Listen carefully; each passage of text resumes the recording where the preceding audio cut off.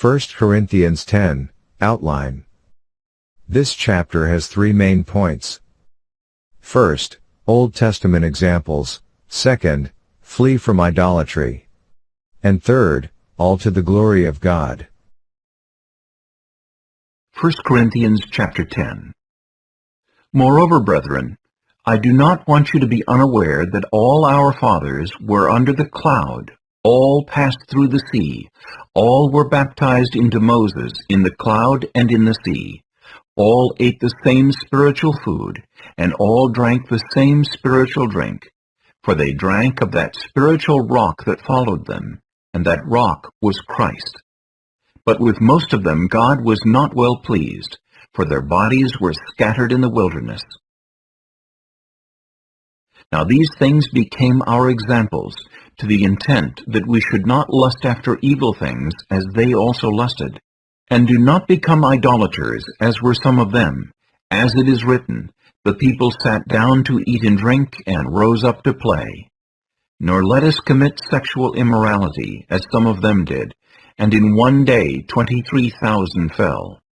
Nor let us tempt Christ, as some of them also tempted, and were destroyed by serpents. Nor complain, as some of them also complained, and were destroyed by the destroyer. Now all these things happened to them as examples, and they were written for our admonition, upon whom the ends of the ages have come. Therefore, let him who thinks he stands take heed lest he fall. No temptation has overtaken you except such as is common to man. But God is faithful, who will not allow you to be tempted beyond what you are able, but with the temptation will also make the way of escape, that you may be able to bear it. Therefore, my beloved, flee from idolatry. I speak as to wise men. Judge for yourselves what I say. The cup of blessing which we bless, is it not the communion of the blood of Christ?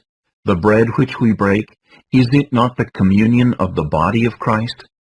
For we, though many, are one bread and one body, for we all partake of that one bread.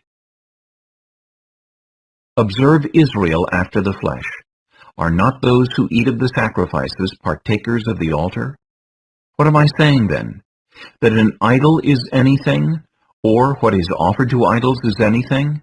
Rather, that the things which the Gentiles sacrifice, they sacrifice to demons, and not to God. And I do not want you to have fellowship with demons. You cannot drink the cup of the Lord and the cup of demons. You cannot partake of the Lord's table and of the table of demons. Or do we provoke the Lord to jealousy? Are we stronger than he? All things are lawful for me, but not all things are helpful. All things are lawful for me, but not all things edify. Let no one seek his own, but each one the other's well-being. Eat whatever is sold in the meat market, asking no questions for conscience sake. For the earth is the Lord's, and all its fullness. If any of those who do not believe invites you to dinner, and you desire to go, eat whatever is set before you, asking no question for conscience sake. But if anyone says to you, "This was offered to idols," do not eat it for the sake of the one who told you, and for conscience sake, for the earth is the Lord's, and all its fullness. Conscience, I say, not your own, but that of the other. For why is my liberty judged by another man's conscience? But if I partake with thanks, why am I evil spoken of for the food over which I give thanks?